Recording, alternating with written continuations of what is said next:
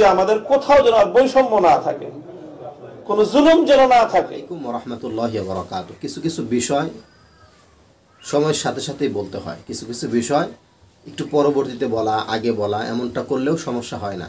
তো এখন যে বিষয়টা আসছে, আল্লামা মামুনুল হক সাহেবের একটা ভিডিও আমি আপনাদেরকে সামান্য একটু প্লে করে শোনাচ্ছি, আপনারা একটু শুনুন। এই ডিজিটাল প্রযুক্তির যুগে ডিজিটাল নির্যাতন যে হয়, এটা কি আপনারা জানেন? আমি ডিজিটাল নির্যাতনের শিকার একজন। এই যে এখন তো সামাজিক যোগাযোগ মাধ্যমের ব্যাপক উৎকর্ষতার সময় এবং খুব প্রভাবক একটা মাধ্যম। এই সামাজিক যোগাযোগ মাধ্যমে এখন যে অবস্থা এখনো বিরাজমান, সেটা হলো যে কেউ যদি ফেসবুকে মামুনুল হক নাম লেখেন, তাহলে তার আইডি এটা দীর্ঘদিনের জন্য ফেসবুক কর্তৃপক্ষের পক্ষ থেকে রেস্ট্রিকশন দিয়ে দেওয়া হয়। গত রাতে একটা বেশ জনপ্রিয় একটা ফেসবুক পেজে একটা লাইভ সাক্ষাৎকার আমি দিচ্ছিলাম, ফেস দ্য পিপল। প্রায় 15 লক্ষের উপর বেশি তার ফলোয়ার এই পেজের সাথে সম্পৃক্ত লাইকার। আমার সাক্ষাৎকার কিছুক্ষণ চলার মধ্যেই ফেসবুক কর্তৃপক্ষের পক্ষ থেকে লাইভটাকে তো শুধু মুভ করা হয় নাই, বরং এই পেজটাকে 1 বছরের জন্য রেস্ট্রিকশন দিয়ে দেওয়া হয়েছে যে তুমি কেন মামুনুল হককে প্রচার করবে। এখানে যে বিষয়টা তুলে ধরছেন, ফেস দ্য পিপলের লাইভ অনুষ্ঠান আপনারা অনেক দিন ধরে দেখতেছেন, আমিও দেখতেছি, সবাই দেখতেছে। তো ফেস দ্য পিপল একটা উল্লেখযোগ্য একটা অনলাইন বা সোশ্যাল মিডিয়া সাইট হয়েছে, সেখান থেকে আমরা কি করি, লাইভের মাধ্যমে অনেক কিছুই, অনেক তথ্যই জানতে পারি। তো আল্লামা মামুনুল হক সাহেব সেখানে কি করতেছিলেন, তার লাইভের বক্তব্য দিচ্ছিলেন।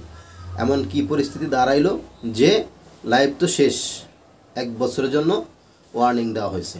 তো কেন হইল, এখান থেকে আরও গভীরভাবে যদি আমরা একটু পর্যালোচনা করি, সেটা হলো আল্লামা মামুনুল হক সাহেবকে ফেসবুক কর্তৃপক্ষের কাছে উপস্থাপন এমনভাবে করা হয়েছে তিনি একজন সন্ত্রাসী। তো সন্ত্রাসকে তো তারা সাপোর্ট করবে না, এই জন্যে তারা আল্লামা মামুনুল হক সাহেব যার আইডিতেই, এই আমার আইডিগুলো সব মানে কোনো ভিউ নাই, কিচ্ছু নাই। আগে একটা ভিডিও ছাড়লে বা সব কিছু করলে অনেক কিছুই হয়তো, এখন কিছুই হয় না, তারপরেও কিন্তু সারা বন্ধ না।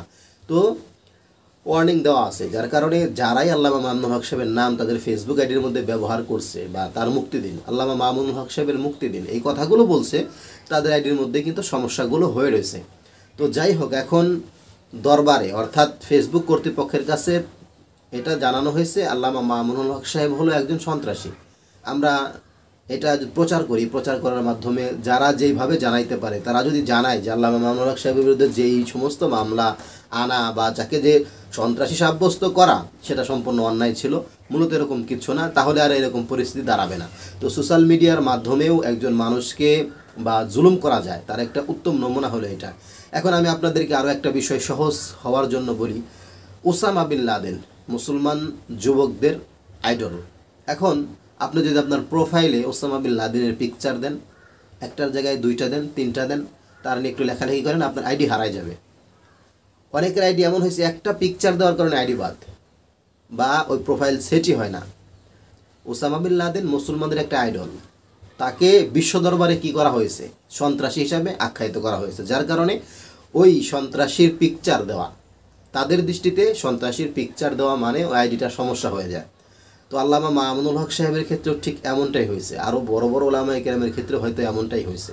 তো বিশ্ব দরবারে তাদেরকে প্রচার করা হয়েছে এইভাবে, যার কারণেই ফেসবুক কর্তৃপক্ষ এমনটা করতেছে। তো যাই হোক, জুলুম অনেকভাবে হয়। আল্লামা মামুনুল হক সাহেব তার বক্তব্যের মধ্যেও এটা বলছেন, আপনি যদি 5 জনের অধীনস্থ হন, আপনার আন্ডারে 10 জন মানুষ চাকরি করে, 20 জন মানুষ চাকরি করে, তাদের অধীনস্থ যদি আপনি হন, আপনিও যদি জালেম হন, আপনারও পতন হবে। শেখ হাসিনার পতন হয়েছে, এর আগে যারা ছিল, যারা জুলুম করছে তাদের পতন হয়েছে, এখন যারা ক্ষমতায় আছে তারাও যদি জুলুম করে তাদেরও পতন হবে। এটাই আল্লামা মামুনুল হক সাহেব তার বক্তব্যের মধ্যে বোঝাতে চাইছেন। তো সর্বোপরি আমরা নিজে জালেম হব না, মজলুমকে দেখে হাসবো আর নিজে জালেম হয়ে যাব, এমনটা যাতে করে না হয়। আল্লাহ তাআলা সকলকে বোঝার তৌফিক দান করুন। আসসালামু আলাইকুম ওয়া রাহমাতুল্লাহ।